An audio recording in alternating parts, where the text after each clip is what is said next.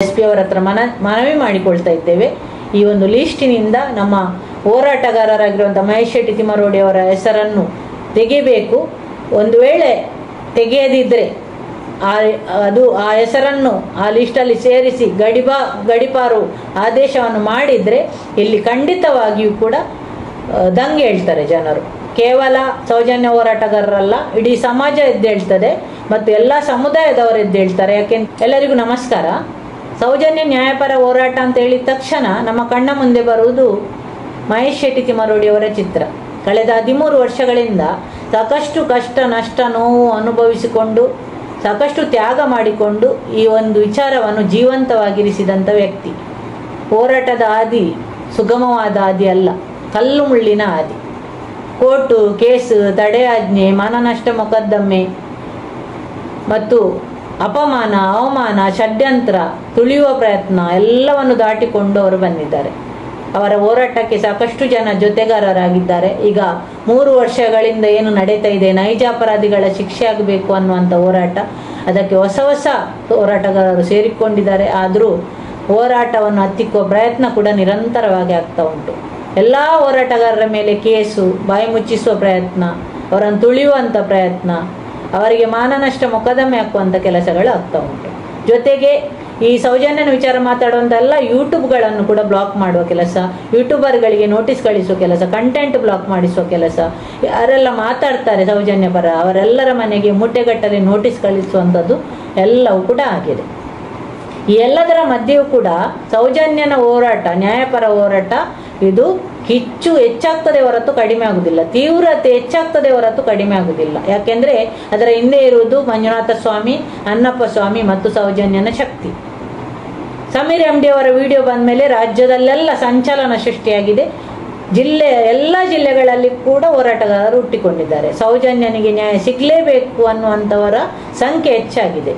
ಈ ಎಲ್ಲದರ ಮಧ್ಯೆಯಲ್ಲಿ ಸೌಜನ್ಯನ ಹೋರಾಟ ಯಾವಾಗೆಲ್ಲ ಮುನ್ನೆಲೆಗೆ ಬರ್ತದ, ಅದರ ತೀವ್ರತೆ ಹೆಚ್ಚಾಗ್ತದ, ಆಗ ಅದನ್ನು ಡೈವರ್ಟ್ ಮಾಡುವಂಥ, ಜನರ ಮನಸ್ಸನ್ನು ಬೇರೆಡೆಗೆ ಸೆಳೆಯುವ ಪ್ರಯತ್ನ ಕರಾವಳಿಯಲ್ಲಿ ಆಗ್ತಾ ಇರ್ತದೆ. ಈ ಸಲ ಸಹ ಅದೇ ಆಗಿದೆ. ಕೋಮು ಗಲಭೆ ಎದ್ದಿದೆ, ಕೋಮು ಸಂಘರ್ಷ ಮಾಡಿದ್ದಾರೆ. ಕೋಮು ದ್ವೇಷದ ಭಾಷಣ, ಕೋಮು ಭಾವನೆಗಳನ್ನು ಕೆರಳಿಸುವಂಥ ಭಾಷಣ, ಕೋಮು ಸಂಘರ್ಷಕ್ಕೆ ಕಾರಣವಾಗುವಂಥ ಮಾತುಗಳನ್ನು ಆಡಿ ಕೋಮು ಗಲಭೆ ಎದ್ದಿದೆ. ಅಮಾಯಕ ಜೀವಗಳು ಬಲಿಯಾಗಿದೆ. ಕೊಂದವರು ಮತ್ತು ಕೊಲೆಯಾದವರು ಎರಡೂ ಮನೆಯವರು ಕೂಡ ಅನಾಥರಾಗಿದ್ದಾರೆ. ಆದರೆ ಯಾರು ಕೋಮು ಭಾಷಣ ಮಾಡಿದ್ದಾರೆ, ಕೋಮು ದ್ವೇಷ ಬಿತ್ತಿದ್ದಾರೆ, ಅವರೆಲ್ಲ ಸೇಫ್ ಆಗಿದ್ದಾರೆ. ಅವರು ನಾಳೆ ಕೇಸ್ ಆದರೂ ರಾಜಕೀಯ ಮತ್ತು ಹಣದ ಪ್ರಭಾವದಿಂದ ಹೊರಗೆ ಬರ್ತಾರೆ. ಇಲ್ಲಿ ಬಡಪಾಯಿಗಳು, ಅಮಾಯಕರು ಬಲಿಯಾಗಿದ್ದಾರೆ. ಯಾರದ್ದೋ ರಾಜಕೀಯ ಹಿತಾಸಕ್ತಿಗೋ ಅಥವಾ ಯಾರದ್ದೋ ವೈಯಕ್ತಿಕ ಹಿತಾಸಕ್ತಿಗೋ ಬಲಿಯಾಗಿದ್ದಾರೆ. ಕೋಮು ಸಂಘರ್ಷ ಕರಾವಳಿಯನ್ನು ತಲ್ಲಣಗೊಳಿಸಿದೆ. ಈ ಸಂದರ್ಭದಲ್ಲಿ ಸರ್ಕಾರ ಏನು ಮಾಡ್ತಾ ಇದೆ ಅಂತ ಹೇಳಿದರೆ, ಇಲ್ಲಿ ಕಾನೂನು ಸುವ್ಯವಸ್ಥೆ ಕಾಪಾಡಬೇಕು ಅನ್ನುವ ನಿಟ್ಟಿನಲ್ಲಿ ಒಂದು ದಿಟ್ಟ ನಿರ್ಧಾರವನ್ನು ಕೈಗೊಂಡು ಇಲ್ಲಿ ದಕ್ಷ ಪೊಲೀಸ್ ಅಧಿಕಾರಿಗಳನ್ನು ಕರಾವಳಿಗೆ, ದಕ್ಷಿಣ ಕನ್ನಡ ಜಿಲ್ಲೆಗೆ ವರ್ಗಾವಣೆ ಮಾಡಿದ್ದಾರೆ. ಅದರಲ್ಲಿ SP ಅರುಣ್ ಕುಮಾರ್ ಅವರ ಬಗ್ಗೆ 2 ಮಾತಿಲ್ಲ. ಯಾಕೆಂತ ಹೇಳಿದರೆ ನಿಷ್ಠಾವಂತ, ದಕ್ಷ, ಪ್ರಾಮಾಣಿಕ ಅಧಿಕಾರಿ ಅಂತ ಅವರ ಹೆಸರುವಾಸಿಯಾದ ವ್ಯಕ್ತಿ. ಅವರನ್ನೀಗ ನಮ್ಮ ದಕ್ಷಿಣ ಕನ್ನಡ ಜಿಲ್ಲೆಗೆ SP ಆಗಿ ಹಾಕಿದ್ದಾರೆ. ಈಗ ಕೋಮು ಸಂಘರ್ಷವನ್ನು ತಡೆಗಟ್ಟುವ, ಕೋಮು ಭಾವನೆ ಕೆರಳಿಸುವವರ ವಿರುದ್ಧ ಕ್ರಮ ಕೈಗೊಳ್ಳುವಂಥ ಎಲ್ಲ ಕೆಲಸಗಳು ನಡೀತಾ ಇದೆ. ಆ ಒಂದು ನಿಟ್ಟಿನಲ್ಲಿ ಎಲ್ಲ ಠಾಣೆಗಳಿಂದ ಕೂಡ ಗಡಿಪಾರಿನಲ್ಲಿ ಲಿಸ್ಟ್ ಮಾಡುವಾಗ ಹೆಸರು ತಗೊಳ್ಳುವಂಥ ಕೆಲಸಗಳನ್ನು ಮಾಡ್ತಾ ಇದ್ದಾರೆ. ಆ ಲಿಸ್ಟಿನಲ್ಲಿ ನಾವು ಯಾರು ಊಹಿಸದ, ಕಲ್ಪನೆ ಕೂಡ ಮಾಡ್ಕೊಳ್ಳಿಕ್ಕೆ ಆಗದಂಥ ವ್ಯಕ್ತಿ ಬೆಳ್ತಂಗಡಿಯಲ್ಲಿ ಮಹೇಶ್ ಶೆಟ್ಟಿ ತಿಮ್ಮರೋಡಿ ಮತ್ತು ಅವರ ಒಟ್ಟಿಗಿರುವಂಥ, ಅವರ ಅನುಯಾಯಿಯಾಗಿರುವಂಥ ಮನೋಜ್ ಅವರ ಹೆಸರನ್ನು ಸೇರಿಸಿ ಕೊಟ್ಟಿದ್ದಾರೆ ಬೆಳ್ತಂಗಡಿ ಪೊಲೀಸರು. ನೋಡಿ ಎಂಥ ಷಡ್ಯಂತ್ರ ನೋಡಿ. ಇದು ಸೌಜನ್ಯ ಹೋರಾಟವನ್ನು ಹತ್ತಿಕ್ಕುವಂಥ ಪ್ರಯತ್ನ. ಸೌಜನ್ಯ ಹೋರಾಟದ ಮುಂಚೂಣಿ ನಾಯಕರಾಗಿರುವಂಥ ಮಹೇಶ್ ಶೆಟ್ಟಿ ತಿಮ್ಮರೋಡಿ ಅವರನ್ನು ಎಲ್ಲ ರೀತಿಯಲ್ಲಿ ತುಳಿಯುವ ಪ್ರಯತ್ನ ಆಯಿತು. ಈಗ ಇನ್ನೊಂದು ಪ್ರಯತ್ನ. ಇದಕ್ಕೆ ಕುಮ್ಮಕ್ಕು ಕೊಟ್ಟವರು ಸೌಜನ್ಯ ಅತ್ಯಾಚಾರ ಕೊಲೆ ಮಾಡಿದ ಕಾಮಾಂಧರ ಕಡೆಯವರು, ಅತ್ಯಾಚಾರ ಕೊಲೆ ಮಾಡಿದವರು ಮತ್ತು ಅವರ ರಕ್ಷಕರು ಮಾಡಿದಂಥ ಕೆಲಸ ಇದು. ಬೆಳ್ತಂಗಡಿ ಪೊಲೀಸ್ ಠಾಣೆ ಮೊದಲಿನಿಂದಲೂ ಸಂಬಳ ಪಡ್ಕೊಳ್ಳುವುದು ಸರ್ಕಾರದಿಂದ, ಕಂಟ್ರೋಲಲ್ಲಿರುವುದು ಕಡೆಯಿಂದ. ಅದು ಎಲ್ಲರಿಗೂ ಗೊತ್ತಿದ್ದ ವಿಚಾರ. ಸೌಜನ್ಯ ವಿಚಾರ ಕೂಡ, ಆ ಕೇಸು ಕೂಡ ನೆಲ ಕಚ್ಚಲಿಕ್ಕೆ ಕಾರಣ ಬೆಳ್ತಂಗಡಿ ಪೊಲೀಸ್ ಠಾಣೆ, ಎಲ್ಲರಿಗೂ ಇದು ಗೊತ್ತಿದೆ. ಈ ಒಂದು ಪ್ರಯತ್ನ ಈಗ ಆಗಿದೆ. ಯಾರು ಧಾರ್ಮಿಕ ಭಯೋತ್ಪಾದನೆ ಮಾಡ್ತಾರೆ, ಯಾರು ಧರ್ಮದ ದೇವರ ಹೆಸರು ಹೇಳಿಕೊಂಡು ಅಲ್ಲಿ ಹಣ ಮಾಡ್ತಾ ಇದ್ದಾರೆ, ಯಾರು ಬಡವರ ದಲಿತರ ಭೂಮಿಯನ್ನು ಎಕರೆಗಟ್ಟಲೆ ಭೂಮಿಯನ್ನು ಒಳಗೆ ಹಾಕಿದ್ದಾರೆ, ಸರಕಾರಿ ಭೂಮಿಯನ್ನು ಕಬಳಿಸಿದ್ದಾರೆ, ದೇವಸ್ಥಾನದ ಅಡಿಭಾಗವನ್ನು ಕೂಡ ತಮ್ಮ ಹೆಸರಿಗೆ ಮಾಡಿಕೊಂಡಿದ್ದಾರೆ. ಅವರೆಲ್ಲರನ್ನು ಬಿಟ್ಟು ಅವರ ಮೇಲೆ ಯಾವುದೇ ಕ್ರಮ ಇಲ್ಲ.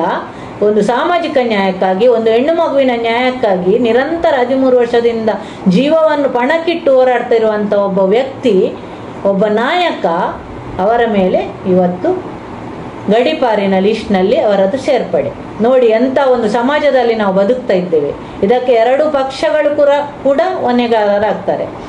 ಶ್ರೀಗಳೇ ನಿಮ್ಮ ಜೊತೆ ನನ್ನಂಥ 100 ಡಿಕೆಶಿಗಳಿದ್ದಾರೆ ಅಂತ ಹೇಳಿ ಹೋದಂಥ ಉಪಮುಖ್ಯಮಂತ್ರಿ ಕೂಡ ಇದರಲ್ಲಿದ್ದಾರೆ ಮತ್ತು 2 ಪಕ್ಷಗಳು ಕೂಡ ಇದ್ದಾರೆ. ಯಾಕೆಂತ ಹೇಳಿದರೆ ಮಹೇಶ್ ಶೆಟ್ಟಿ ತಿಮರೋಡಿಯನ್ನು ತುಳಿಯುವ ಪ್ರಯತ್ನ 2 ಪಕ್ಷಗಳು ಮಾಡ್ತಾ ಇದ್ದಾರೆ. ಯಾಕೆಂತ ಹೇಳಿದರೆ ಅವರಿಗೆ ಈ ಅತ್ಯಾಚಾರಿ ಮತ್ತು ಅತ್ಯಾಚಾರಿಗಳ ರಕ್ಷಕರನ್ನು ರಕ್ಷಣೆ ಮಾಡಬೇಕು. ಅದಕ್ಕಾಗಿ ಮಾಡಿದಂಥ ಷಡ್ಯಂತ್ರ ಇದು. ಅದಕ್ಕಾಗಿ ಸೇರಿದ್ದಾರೆ. ಯಾಕೆಂತ ಹೇಳಿದರೆ ಮಹೇಶ್ ಶೆಟ್ಟಿ ತಿಮರೋಡಿ ಅವರು ಕೋಮು ದ್ವೇಷದ ಭಾಷಣ ಅಥವಾ ಕೋಮು ಒಂದು ಸಂಘರ್ಷಕ್ಕೆ ಕಾರಣ ಆಗುವಂಥ ಮಾತುಗಳು ಅಥವಾ ಕೋಮು ದ್ವೇಷವನ್ನು ಬಿತ್ತುವಂಥದ್ದು ಮಾತುಗಳು ಯಾವುದನ್ನು ಕೂಡ ಅರ್ಥ ಇಲ್ಲ. ಅವರು ಸಾಮಾಜಿಕ ನ್ಯಾಯಕ್ಕಾಗಿ ಹೋರಾಡ್ತಾ ಇದ್ದಾರೆ. ಒಂದು ಹೆಣ್ಣು ಮಗುವಿನ ನ್ಯಾಯಕ್ಕಾಗಿ ನಿರಂತರ ಹೋರಾಡ್ತಾ ಇದ್ದಾರೆ. ಕೇವಲ ಒಂದು ಹೆಣ್ಣು ಮಗು ಅಲ್ಲ, ಅಲ್ಲಿ ನಡೆದ ಪ್ರತಿಯೊಂದು ಅತ್ಯಾಚಾರ, ಕೊಲೆ, ಏನು ದೌರ್ಜನ್ಯ ಇದೆ, ಅನಾಚಾರಗಳಿದೆ, ಅದರ ವಿರುದ್ಧ ಹೋರಾಡ್ತಾ ಇದ್ದಾರೆ. ಸಮಾಜದಲ್ಲಿ ಬೇರೆ ಅಂಥದ್ದಾದಾಗ ಕೂಡ ಅವರು ಧ್ವನಿ ಎತ್ತುತ್ತಾರೆ. ಅದು ಬಿಟ್ಟು ಅವರು ಕೋಮು ಸಂಘರ್ಷ ಆಗುವಂಥ ಯಾವುದೇ ವಿಚಾರಗಳನ್ನು ಇಲ್ಲಿ ಮಾತಾಡಲಿಲ್ಲ. ಇದನ್ನು ನಾವು ಸೌಜನ್ಯ ಹೋರಾಟಗಾರರು ಮಾತ್ರ ಅಲ್ಲ, ಬೇರೆಯವರು ಕೂಡ, ಬೇರೆ ಸಮುದಾಯದವರು ಕೂಡ ಹೇಳ್ತಾ ಇದ್ದಾರೆ. ಇದು ಹೇಗೆ ಬಂತು ಅವರ ಹೆಸರು ಅಂತ ನಮಗೆ ಕರೆ ಮಾಡಿ ಕೇಳ್ತಾ ಇದ್ದಾರೆ. ಹಾಗಿರುವಾಗ ನಾವು SP ಅವರಲ್ಲಿ ಮನವಿ ಮಾಡಿಕೊಳ್ತಾ ಇದ್ದೇವೆ, ವಿನಂತಿ ಮಾಡಿಕೊಳ್ತಾ ಇದ್ದೇವೆ. ನೀವು ದಕ್ಷ ಪೊಲೀಸ್ ಅಧಿಕಾರಿ, ನೀವು ಖಂಡಿತವಾಗಿಯೂ ಇದನ್ನು ಪುನರ್ ವಿಮರ್ಶಿಸ್ತೀರಿ, ಇದನ್ನು ಪರಾಮರ್ಶಿಸ್ತೀರಿ, ಈ ಹೆಸರನ್ನು ಲಿಸ್ಟ್ನಿಂದ ಖಂಡಿತವಾಗಿ ತೆಗೆದಾಕ್ತೀರಿ ಅನ್ನೋ ನಂಬಿಕೆ ನಮಗಿದೆ. ಯಾಕೆಂತ ಹೇಳಿದರೆ ಕೋಮು ದ್ವೇಷದ ಭಾಷಣ ಮಾಡಿದವರು ಯಾರು? ಧಾರ್ಮಿಕ ಸಭಾ ಕಾರ್ಯಕ್ರಮಗಳಲ್ಲಿ ಕೂಡ ಕೋಮು ದ್ವೇಷದ ಭಾಷಣ ಮಾಡಿದವರು ಇದ್ದಾರೆ, ಶಾಸಕರುಗಳು. ಹುತ್ತಾರಿನ ಕೊರಗಜ್ಜನ ಸನ್ನಿಧಾನಕ್ಕೆ ಬಂದು ಕೂಡ ಕೋಮು ದ್ವೇಷವನ್ನು ಬಿತ್ತಿ ಹೋದಂಥ ಪೇಮೆಂಟ್ ಭಾಷಣಕಾರರು ಇದ್ದಾರೆ. ಅವರೆಲ್ಲರನ್ನು ಬಿಟ್ಟು ನಮ್ಮ ಸೌಜನ್ಯ ಹೋರಾಟಗಾರರನ್ನು ಆ ಲಿಸ್ಟಲ್ಲಿ ಸೇರಿಸಿದ್ದಾರೆ ಅಂತ ಹೇಳಿದರೆ ಇದರ ಮೇಲೆ ಬಹಳ ಇದು ಡೌಟ್ ಬರ್ತದೆ, ಎಲ್ಲರಿಗೂ ಗೊತ್ತಾಗ್ತದೆ ಇದು ದೊಡ್ಡ ಷಡ್ಯಂತ್ರ ಅಂತ. ಹಾಗಾಗಿ ನಾವು SP ಅವರ ಹತ್ರ ಮನವಿ ಮಾಡಿಕೊಳ್ತಾ ಇದ್ದೇವೆ. ಈ ಒಂದು ಲಿಸ್ಟಿನಿಂದ ನಮ್ಮ ಹೋರಾಟಗಾರರಾಗಿರುವಂಥ ಮಹೇಶ್ ಶೆಟ್ಟಿ ತಿಮರೋಡಿ ಅವರ ಹೆಸರನ್ನು ತೆಗಿಬೇಕು. ಒಂದು ವೇಳೆ ತೆಗೆಯದಿದ್ದರೆ ಆ ಹೆಸರನ್ನು ಆ ಲಿಸ್ಟಲ್ಲಿ ಸೇರಿಸಿ ಗಡಿಪಾರು ಆದೇಶವನ್ನು ಮಾಡಿದರೆ ಇಲ್ಲಿ ಖಂಡಿತವಾಗಿಯೂ ಕೂಡ ದಂಗೆ ಹೇಳ್ತಾರೆ ಜನರು. ಕೇವಲ ಸೌಜನ್ಯ ಹೋರಾಟಗಾರರಲ್ಲ, ಇಡೀ ಸಮಾಜ ಎದ್ದೇಳ್ತದೆ ಮತ್ತು ಎಲ್ಲ ಸಮುದಾಯದವರು ಎದ್ದೇಳ್ತಾರೆ. ಯಾಕೆಂತ ಹೇಳಿದರೆ ಸೌಜನ್ಯ ಹೋರಾಟ ಅನ್ನೋದು ಕೇವಲ ಒಂದು